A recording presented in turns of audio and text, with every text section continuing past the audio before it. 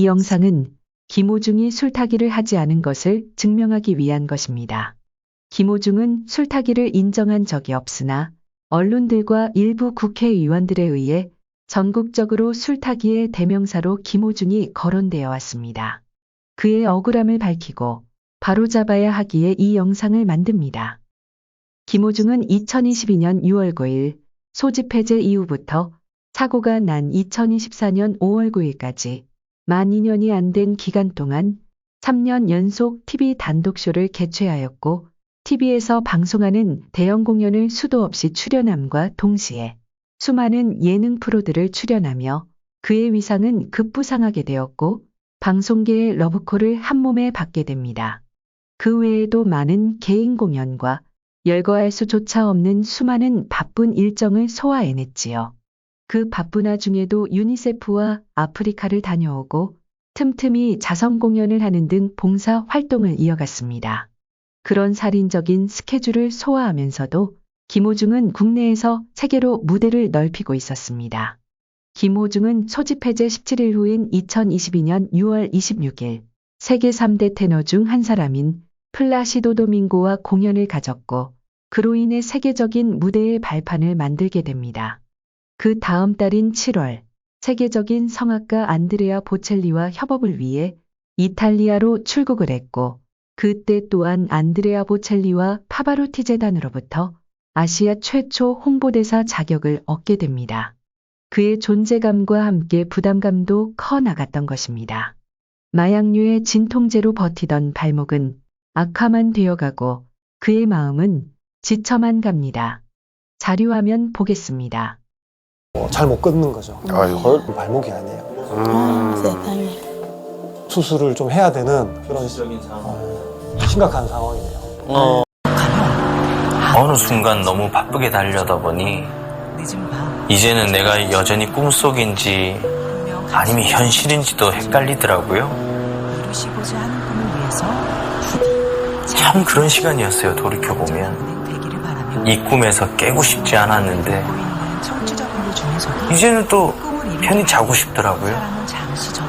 많은 걱정들 또 많은 부담들을 하루만이라도 덜어내고 정말 편히 자고 싶어요. 앞의 영상은 작년 10월에 개봉된 영상이었고 한여름에 촬영한 것으로 보입니다.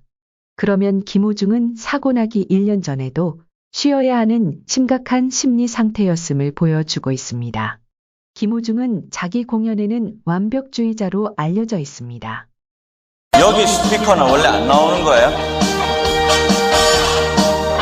1층 좌석 밑에 여기서 조금 더 올려주실 수 있으십니까?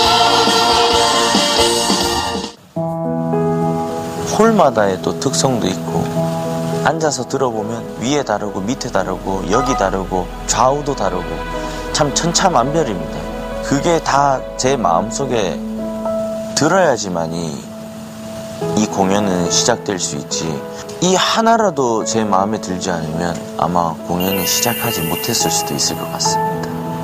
완벽주의자인지라 자기 공연 전에는 압박감과 부담감이 참 많았던 것 같습니다. 예전 콘서트에서 그가 말한 장면을 보겠습니다. 늘 하고 싶었던 꼭 해보고 싶었던 게 제 이름 걸고 콘서트 하는 거였어요. 근데 너무 막 겁이 막 나는 거예요. 내 손이 이렇게도 차가워질 수 있구나. 긴장한 게 너무 보이고 막 얼굴도 막 발발발발 떨리고 손도 막 발발발 떨리고 3일 동안 제가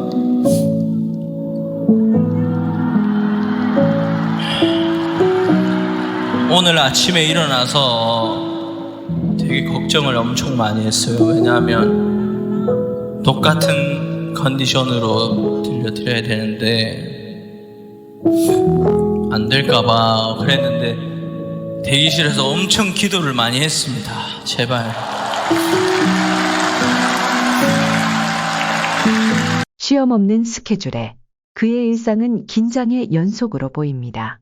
일반 사람들이 견디기 힘든 압박감에 시달렸을 것이라 생각이 듭니다. 이제 사고 난 5월 9일 이전 최근 모습을 구체적으로 살펴보겠습니다. 사고 2달 전인 올해 3월 2일 KBS 교향악단과 한국가수 최초로 단독쇼를 진행했습니다. 한국가수 최초로 하는 공연이니 더 긴장감과 압박감이 심했을 것이라 생각합니다. 그 증거 자료를 보겠습니다.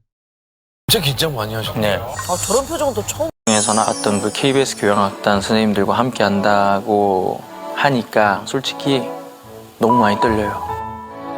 그치, 좋은 것도 있지만. 아우 기운 빠지는 거. 아, 막 이상하게 오케스트라 소곡이 안 끝났으면 좋겠었고 1초, 1분 흘러갈 때마다 왜 이렇게 몸이 결리는 것 같기도 하고. 김호중은 이 공연이 끝나고 며칠 후 팬들과의 라이브 방송을 하였고 그 방송에서 한숨 못 자고 공연에 임했다고 했습니다. 그리고 무대 연습에 대한 압박감이 심했음을 토로했었습니다. 잠을 자려 하면 호중아 연습해야지 하는 소리가 계속 들려 매일 잠을 자지 못했다고 했습니다. 집에 수면제가 쌓여 있는데 잘 안 먹는다고 했지요. 제가 그 영상을 구하려 했었지만 구하지를 못했습니다. 소속사든 누군가는 가지고 있을 테니 꼭 그 영상을 공개해 주시기를 바랍니다.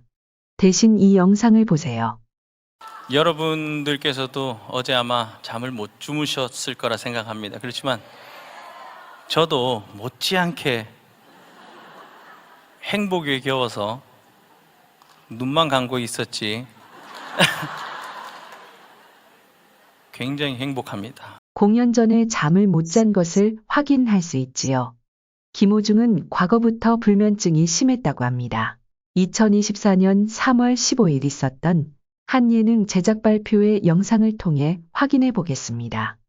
이 프로그램 하기 전에 사실 뭐 늘 오랫동안 알았던 게 좀 불면증이 굉장히 심했었습니다. 근데 그때마다 뭐 어떻게 하면 음악으로 좀 풀까 혹은 뭐 악보를 볼까 이런 생각을 많이 했었는데 이 프로그램을 시작한 이후로 약의 도움도 필요 없고 정말 깊은 수면을 취할 수 있는 게 왜냐하면 그 제가 평소에 하지 못했던 그런 생각들을 이 촬영 시작 때부터 어떤 친구를 만날까, 만나면 어떤 얘기를 해야 될까 하면서 뇌를 엄청 자극을 많이 시키나 봐요. 네.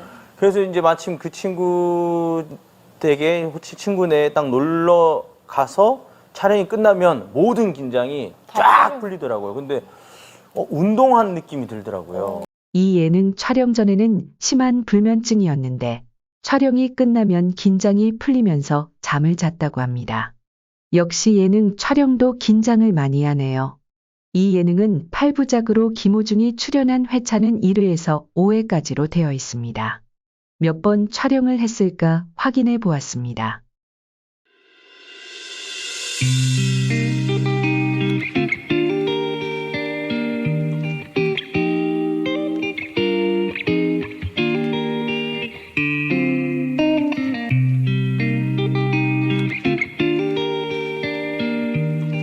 총 4차례 촬영이 있었습니다.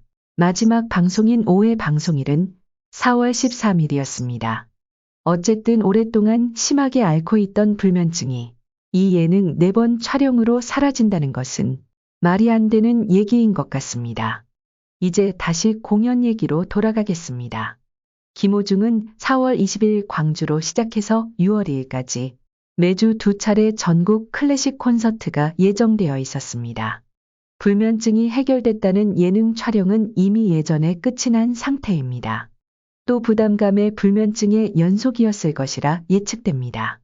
이 전국 콘서트 기간 중에 눈에 띄는 스케줄이 있었습니다. 5월 23일과 24일 아주 큰 무대가 기다리고 있었지요. 다름 아닌 올림픽 체조 경기장에서 열리는 월드 유니온 오케스트라 슈퍼클래식 무대입니다. 이 무대는 세계 최초로 세계 4대 필하모닉과의 공연이면서 세계 3대 소프라노와 함께하는 공연이었습니다. 앞에 KBS 교향악단과의 공연에서도 긴장감이 엄청났었는데 이것은 세계 최초로 벌어지는 기록적인 일이었지요. 부담감에 많이 힘들었으리라 생각이 듭니다. 전국 클래식 콘서트만으로도 버거운 상황에 세계 최초 무대까지 더해지며 그의 심리적 압박감과 부담감은 엄청났을 것입니다. 이 시기에 또 심리적인 압박감이 더해지는 무대 소식이 있었습니다. 7월 2일 이탈리아에서 열리는 안드레아 보첼리 30주년 기념 공연에 스팅, 레이디 가가 등 세계적인 가수들과 함께 참여하게 됐다는 기사입니다. 김호중은 KBS 교향악단과의 단독쇼도 너무 행복해서 잠을 이루지 못하고 부담감에 무대 뒤에서 주저앉을 정도의 부담감을 드러냈었지요. 그런데 그것보다 몇 배 더 큰 무대들이 기다리고 있으니 연습 부담에 제대로 잠을 잘 수 있었을까 하는 생각이 듭니다.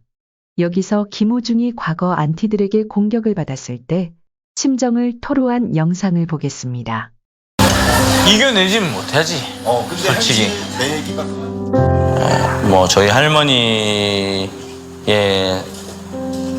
이제 산소도 방송에 몇 번 나오다 보니 그런 산소를 공격하는 사람들도 있더라고요. 처음에 굉장히 놀랐는데 캡처를 해서 그 공간에 있다라는 손으로 이렇게 인증을 한다 해야 되나요? 그런 인증샷까지 보냈더라고요, 저한테. 네, 근데 그런 부분이 저도 너무 겁이 났었고, 근데 그렇다고 해서 제가 지금 당장에 그 산소를 지킬 수도 없는 거고, 그러니까 좀 여러 가지 면으로 좀 그런 면이 좀 시달렸던 것 같고, 그런 일이 있고 나서 처음에는 주량이 굉장히 많이 늘더라고요. 약도 처방을 받아서 이제 약을 먹기 시작했는데 약은 다음 날까지 좀 많이 힘들더라고요. 잠은 잘 수 있어도 다음 날까지 좀 힘들었는데 자연스럽게 이걸 잊고 빨리 내일을 준비해야 되기 때문에 할 수 있는 게 가장 가까이 있는 게 음주밖에 없더라고요. 술밖에 없더라고요. 그래서 자꾸 술을 의존하게 되고. 지금까지 영상들을 종합해보면 김호중은 최근까지도 불면증이 심했고 약도 때때로 복용하는 것으로 보여집니다. 완벽한 무대에 대한 부담감으로 인해 공연 전에는 심한 불면증이 있는 것을 알 수 있습니다. 하지만 약은 다음 날 일하는데 힘이 들어 술에 의지할 때가 많다고 토로했습니다. 그러면 사고가 난 5월 9일 그 시기는 전국 투어 중이었고 세계 무대까지 기다리고 있는 심리적으로 최고조의 압박감을 견뎌야 하는 시기였을 것입니다. 그의 습성상 불면증이 심했을 것이고 약은 일을 하기에는 힘들다고 하니 거의 술로 압박감을 이기며 살았을 것이라 생각됩니다. 여기서 사고 후 호텔 근처 편의점에서 캔 맥주 사는 영상을 보겠습니다. 김호중과 매니저 둘은 전혀 교감이 없이 서로 자기가 필요한 것만 고르고 있어요.